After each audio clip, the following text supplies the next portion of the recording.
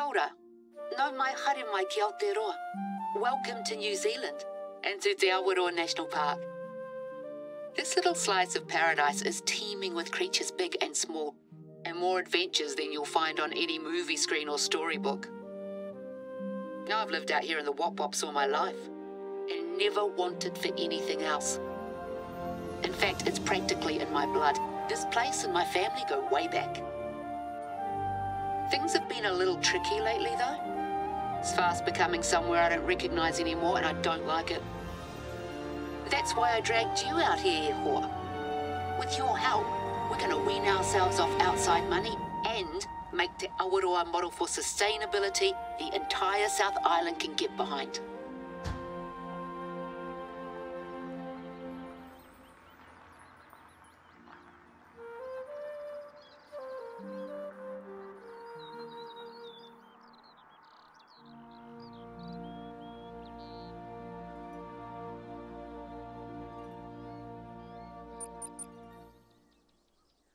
Right, let's get moving.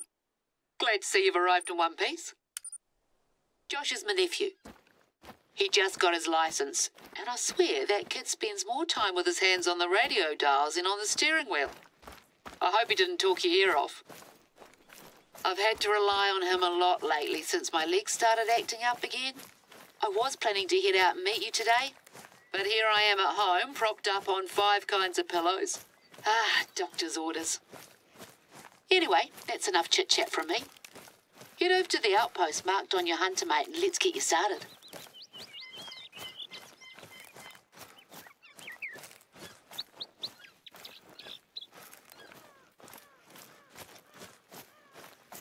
I hope you had a chance to spend some quality time on your own before I rang you up. Your mate, Alejandra, said the two of you were here on holiday? She had nothing but praise for you, by the way. Said you almost single-handedly turned things around for her in Cuatro Colinas. Well, naturally I have pretty high expectations, but let's take our time getting to know each other first. I'll admit that it wasn't just her recounting your heroic antics that made me pick up the phone. She said you were, and I quote, stoic, practical, and probably born out in the bush somewhere. Just what I was looking for, in other words.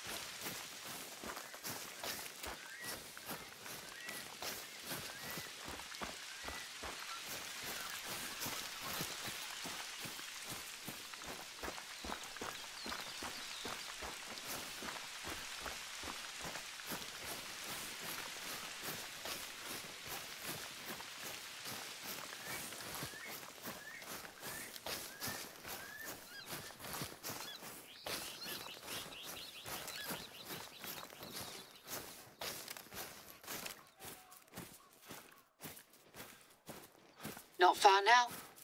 We built these outposts in the early 90s. They got the works, repurposed materials, solar roofs, rainwater tanks. That was back when people used to just call you a hippie. Now everything's sustainable, clean, green, eco-friendly. Hippies? Ha! Try trailblazers. And good for the environment doesn't have to mean bad for your back. It's pretty cozy inside. Go on, take a look.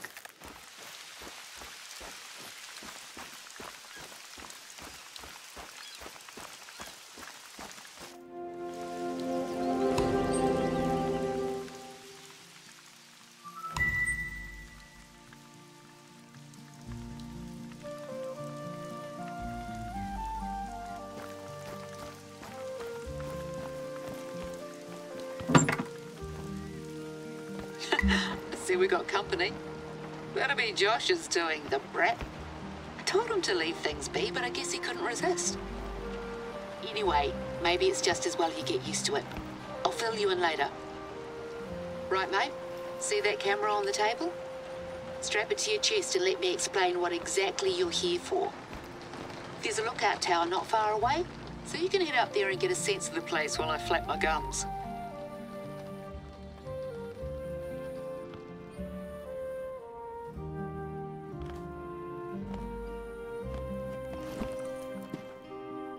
Nice and tight now. Wouldn't want it coming off right when you've got a shot lined up. So, the plan. I want to turn this place into a year-round retreat for hunters like you and Alejandra. So I don't spend most of the year worrying about whether our native plants are going to get overrun by deer again. There's a lot of filmmaking talent out here, and it hasn't been put to good use lately if you ask me. So we're going to make a commercial? Show the world there's more to New Zealand than haka and halflings. And who better to demonstrate the thrill of the chase than an experienced hunter like yourself? See, Awaroa's prime was back in the 80s. Most of the other hunters out here are equally long of tooth. We need someone young, new, dynamic. You. The camera will do most of the work, so you just have to make sure it's on when you head out to hunt. We have a couple of strategic locations on our list to get through. But let's get you that view first. There's the lookout tower, just up ahead.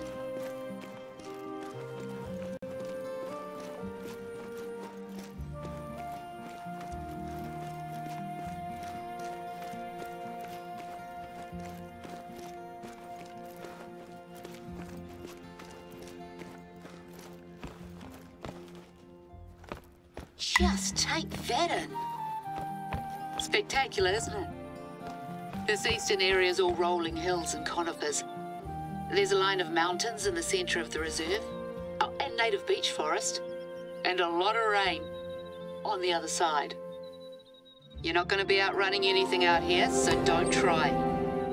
Nothing like the mad dash to find your harvest once you have taken it slow and steady, though. Right, so remember Josh's little prank? This place doesn't receive a lot of government funding, unfortunately, and a couple of years ago we were running out of money for field research, and the outposts were in need of sprucing up. So I guess you could say we made a deal with the devil, the Hollywood devil to be exact. Long story short, they've just wrapped up filming for the final movie they were contracted to do. Some fantasy thing, shiny blade or shimmering dagger or something. Now let me check. Resplendent sword. I'll send you the blurb they gave me. My nephew tells me it's a big deal, but I'd certainly never heard of it before this. But yeah, as nice as it is that Te Awaroa's beauty is up on the silver screen for all to see, it's come with its share of problems, to say the least.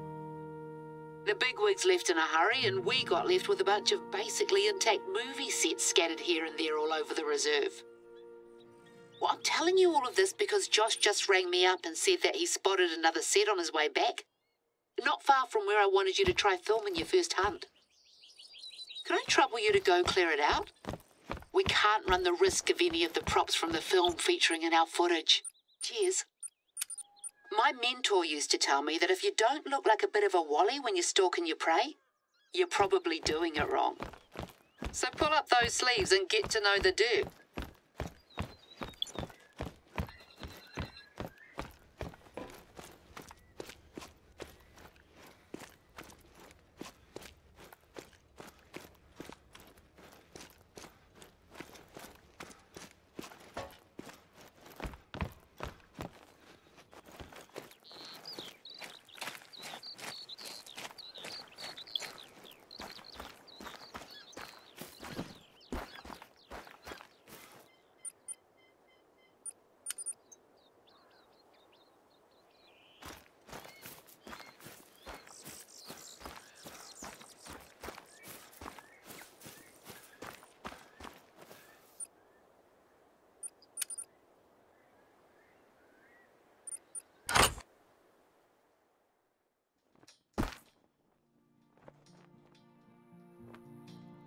Our outposts aren't just sustainable, they're comfortable too. Well worth the trek.